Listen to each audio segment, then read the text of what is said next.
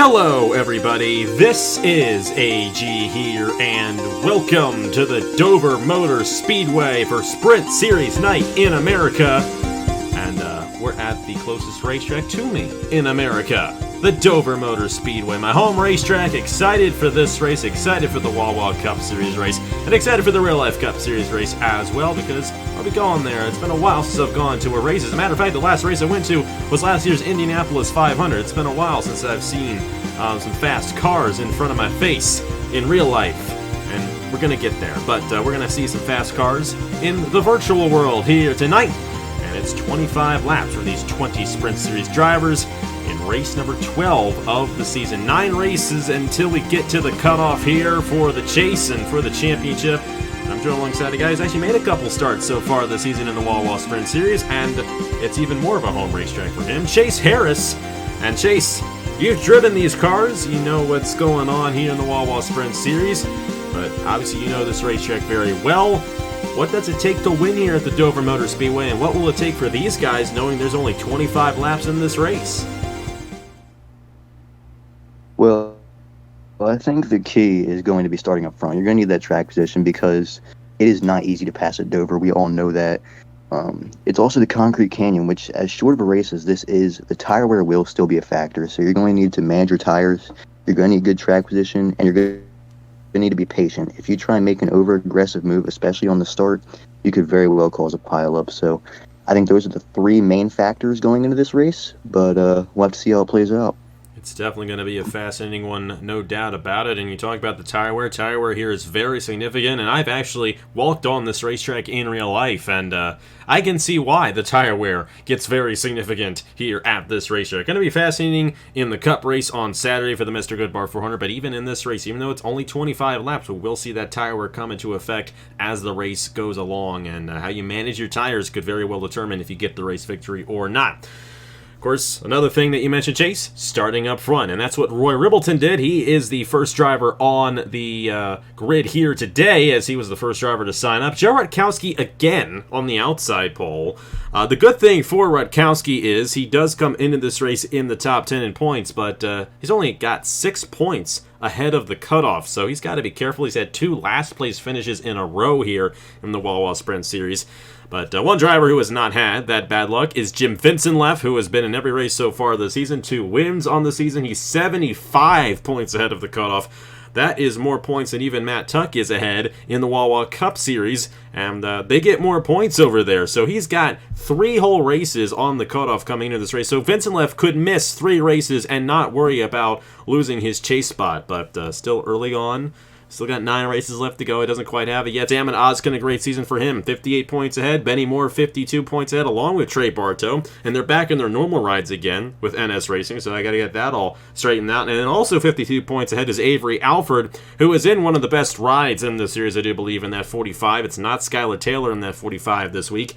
Skylar Taylor, 49 points ahead of the cutoff. Those 6 guys kind of have the field on lock right now. And then you got Philip Torres, who is not even in this race. Won the last race at Talladega. He's 18 points ahead. Luna Lona, 10 points ahead. And then Rutkowski and Cole Raymond, both 6 points ahead. And the notable drivers in this race who are below the cutoff, Bruno Diacomo is 6 points behind. Dale Johnson, the second, 13 points behind. And Will Parrish is back. He is 27 points behind coming into this race. We'll go ahead and get these guys to roll off here from Dover.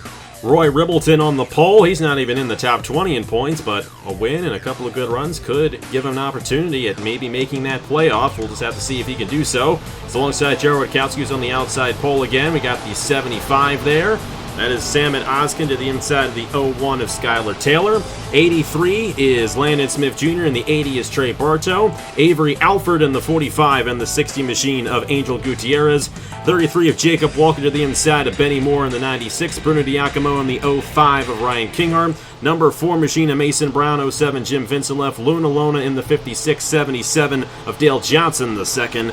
We got Keith Drake in the 7, 00 Chad Gronkowski. 85 is Cole Raymond this week, and the 78 is Will Parrish. Quickly, Chase, who do you think is going to get the victory lane here at Dover? I'm going to say the 75, Salmon Oskin, has the track position starting up front. I think can easily get by that pole sitter. I think that 75 car is destined to get the victory. Be his second win of the season if he can pull it off, and his second for Appalachian Motorsports as well, as he won at Texas in that very race car. Well, here we go. Sprint Series Night in America is underway from the first state. It's Roy Ribbleton leading us to the green flag at Dover. A very good start there for Ribbleton, trying to get his first win of the season, but as you pointed out, Sam Ozkin there with a good jump there for second. And Rutkowski back on that outside pole. That's not been a good place for him in these past few races. Like I mentioned, has finished dead last the past two Sprint Series races, and he's fallen back on that outside lane. How about Avery Alford, though, on the 45? A great opportunity for him. This ride won at Bristol and Martinsville with Skylar Taylor. And speaking of Skylar Taylor, they're going to the inside 3 wide, and here comes Jacob Walker 3 wide to the inside of Rutkowski and the 83 of Landon Smith Jr. Tell you what, man, that's risky going 3 wide and turn 1 at Dover. I don't know if I'd do that, but everybody really wants to be up front right now. You see a 3 throwing up the track right now. It's all just trying to maintain your car on the bottom, which is very tough to do here at Dover. So any car that can do that, I think is going to be up there in the top 10 for sure. Rutkowski just tapped the outside wall right there. That's not good for him. And he continues to fall back there for Appalachian Motorsports, of course. As always, top 4 finishers will go ahead and race on Saturday in the Wawa Cup Series race in the Mr. Goodbar 400.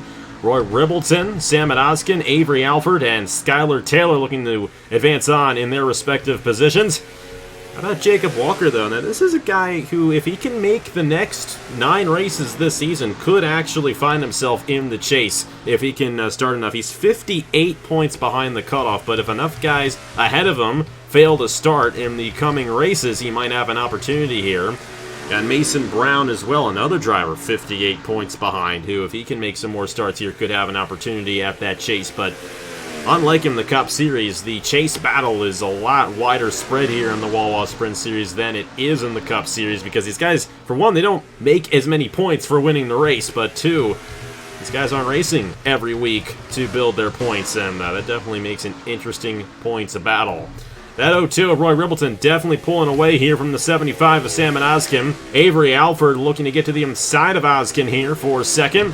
And you got Skylar Taylor trying to find some advantages here in the 01. Of course, he was driving there for Trinity River Racing, I should say, the past few races.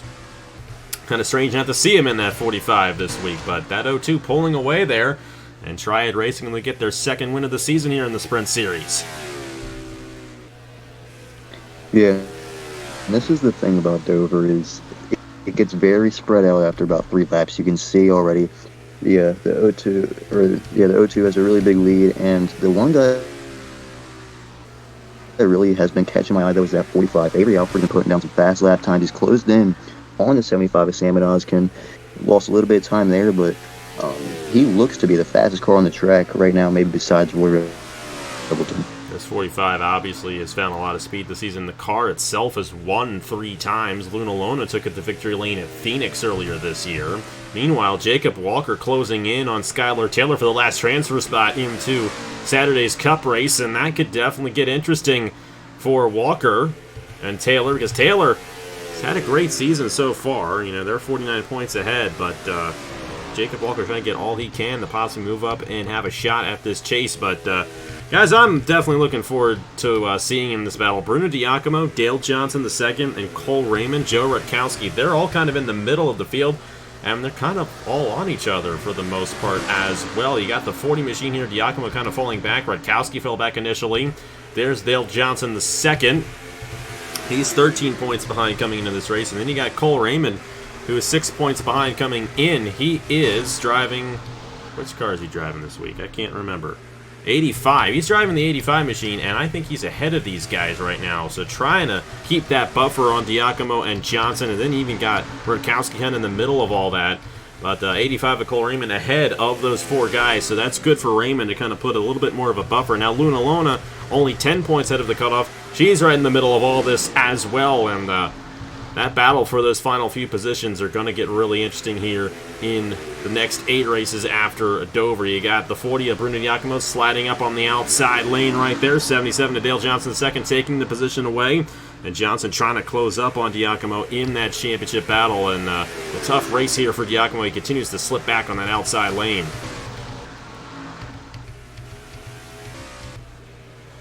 something interesting I want to point out is in turn 1, the high line is really working. But going into turn 3, coming out of turn 4, the high line is awful. And so that's pretty interesting to see. Because normally if the high line's good in turns 1 and 2, it's going to be good in turns 3 and 4 as well. So it's almost like there's a migration up to the higher line in 1, but in turns 3 it just isn't comfortable yet. And you see Skylar Taylor there kind of on that outside, and they're falling back quite a bit there. But you point out here, Jacob Walker kind of doing that there through the middle of 1 and 2. Getting a bit of a push there down the backstretch. And he made that move there. He's now in that transfer position to make it onto the race. Full Frontal Motorsports, they actually grabbed the race victory in the Cup race at Talladega last Saturday. So they've actually been on the up and up so far in both the Sprint Series and the Cup Series. Of course, they made their first Cup race as a Sprint Series team with Giacomo at Bristol about 3 weeks ago. Unfortunately for Giacomo, he's fallen back quite a bit, but Jacob Walker holding on to the 4th position right now in that 33 machine, and these guys have really spread out quite a bit. And, the cautions are on, so if we do end up with a wreck, we will have a caution, but we're only 10 laps to go in this race, and Roy Ribbleton has done an excellent job just pacing this field here. But Sam and Oskin might be closing back in a little bit here. We'll have to see if this 75 can reel him in and have a shot at the race victory. I think though is even though Sam and Oskin is closing, we all know that laps at Dover go by very fast. This is a fast racetrack, especially through corners. And so Sam and Oskin is going to really need to hustle here to even have a chance at the O2. It might be too little too late, but again, you never know when a caution could fly. And I mean, at this point, there would be a late race restart. Obviously, once we get to about lap 20 or so is probably when we wouldn't be able to get a restart. Lap but, 22, actually. If there were to be a caution on this lap or the next two, I'd say. Lap 22, yeah. So you got about 5 laps to either hope for a caution or hustle. We got the 2-lap cautions on once again here at Dover. We finally saw that being utilized at Talladega last week. But it does appear that O2 is finding some more speed, and this is one of those tracks, even though it's a speedway, it does kind of play out like a short track, even though the chassis is speedway. So keep in mind, those ratings that you guys adjust for speedway are going to come into effect at this racetrack. But definitely a fascinating race so far. Another thing about, and we've kind of seen this with races like this, Martinsville and Bristol are kind of similar to each other in terms of one driver dominating the race, and then the Cup race was, quite different. We'll have a cycle of pit stops in Saturday's Cup race, and of course we'll have twice as many cars in the field, so it could definitely get very interesting there. But we're now starting to see this tire wear come into effect. These guys going much lower through the corners now, and this is exactly what we were talking about at the top of the show. These guys really slowing it down. Great runs, though, for Avery Alford, Jacob Walker looking to make it onto the Cup race, Roy Ribbleton as well. If I'm not mistaken, I think Roy Ribbleton is going for his first career win on the channel here. And he's going to have an opportunity at doing so. We started off the season with so many drivers winning their first career races on the channel. And then we started seeing some guys, who have won before, get those race victories. Of course, actually, last week, Philip Torres grabbed his first career win. And now it looks like Roy Ribbleton may get his first career win here today at Dover. And we're closing in on that point of no return. Of course, if we were to get a caution right now, we would still have a restart. But once we hit lap 23 and 3 laps to go, that is the point of no return. Number 4, Mason Brown, trying to get another point here towards the championship. Trying to get a run here on Skylar Taylor. Doesn't look like Taylor's going to make it onto the Cup race, as Walker has grabbed that advantage there between those two drivers. And you got the 85 there. Cole Raymond doing a great job in the ride that won last week at Talladega with Philip Torres behind the wheel.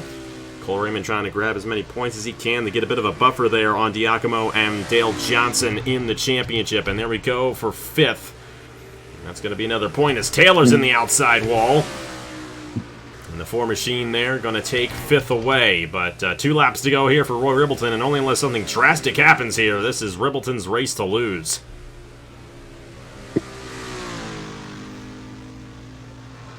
Yeah, I'd say it's looking pretty good here for Roy Ribbleton. Really, only way that anything can go wrong is if he blows up, but I'm not trying to jinx that, so I'm going to keep my mouth shut, and hopefully he'll bring around the white flag and earn this, this is an earned victory. This is about as dominant as a win as you can get here at Dover, so props to him. And just think here, if you're Joe Rutkowski, past 3 weeks, he's been one position off from getting that pole position in signups. He's 17th right now. Just think, if he had started on the pole in all of those races, he'd be in a much different position in terms of the chase cutoff. Not looking good for Rutkowski, but it's looking good for this guy, Roy Ribbleton. First career win on the channel. He gets it done at Dover in the Wawa Sprint Series. Sam at Oskin, Avery Alford, and Jacob Walker will join him in the Mr. Goodbar 400 in the Wawa Cup Series on Saturday. But just like you said, Chase, a well-earned victory there for Roy Ribbleton in the 0-2, and those guys there at Triad Racing got themselves another win. Travis Crampton, the owner of this team, gets it done here. And a wire-to-wire race victory there for Roy Ribbleton and that Dodge team. Fascinating little race right there, and especially what we saw in terms of Jacob Walker moving up to 4th. A great run there for Full Frontal Motorsports here at Dover, but so like I said, Rutkowski actually managed to finish 16th in this race, as you see, but this is going to get interesting because Giacomo gained a couple of points there on Rutkowski. Dale Johnson, the second, gained some points there. Will Parrish even gained points, even though Parrish is 27 off of the cutoff. Rutkowski, he's got to find some good runs here, otherwise he may miss the chase. And Rutkowski's been in every race this season as well, so it could get very interesting in that regard. But how about Roy Ribbleton, though, Chase? Led every single lap, and that's something we tend to see here at Dover. We got 100 laps on Saturday. Do you think we'll see something like that in the Wawa Cup Series, or do you think we're going to see a little bit more action up front? Well, I mean, lead every lap is probably not going to happen due to pit strategy and all that. But I think with the field being bigger, it certainly provides an opportunity, right, of there being more of a battle for the lead. But, we'll have to see how it plays out. We saw today that, tire wear, as we thought, would be pretty important. So it'll certainly make the battles interesting. I think you'll see a lot of cars maybe sliding up the track as the runs go on. But in terms of battling for the lead, at least today, Roy Ribbleton had the field basically in the palm of his hand.